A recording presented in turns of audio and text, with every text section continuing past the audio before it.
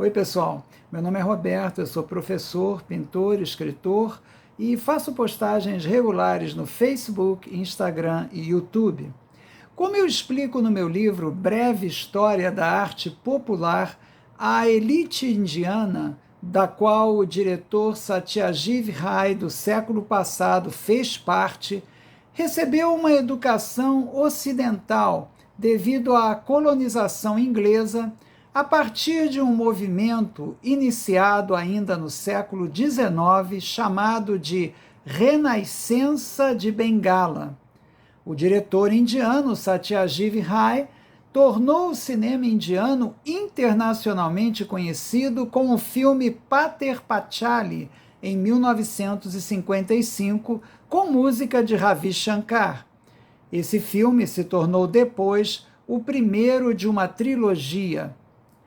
Nessa notável trilogia, o personagem principal, Apu, era traumatizado pela morte.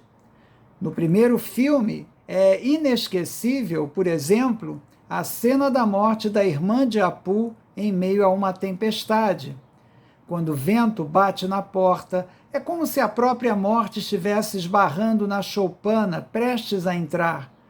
Apu, na trilogia, teve de aprender pelo sofrimento que, apesar da morte, a vida renasce.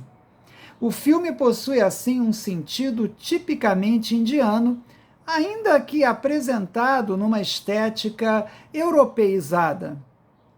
Outra obra-prima notável de Satyajit foi Jal Sagar, em 1958. O filme analisa a psicologia de um nobre falido que tenta viver de aparências numa decadente mansão em meio a um ambiente de letargia. Sua paixão por música e dança, em meio a uma grandeza falsa, impressiona por sublinhar a humanidade do personagem de uma maneira que nos envolve, fazendo-o parecer mais patético que ridículo em sua decadência, num filme de encanto hipnótico. Mais uma obra-prima desse mestre do cinema humanista foi Charulata, de 1964. Charulata é a história de uma jovem casada da elite que se apaixona pelo primo. A subsequente turbulência emocional é magistralmente controlada por Satyajit, que a reduz a olhares ou simples gestos dos personagens. Numa das cenas, por exemplo, o primo de Charulata está deitado em um jardim ensolarado, enquanto ela está balançando mais e mais alto num balanço próximo, no êxtase de sua nova experiência intelectual e erótica. A inter-relação entre os dois personagens é sugerida, nunca enfatizada.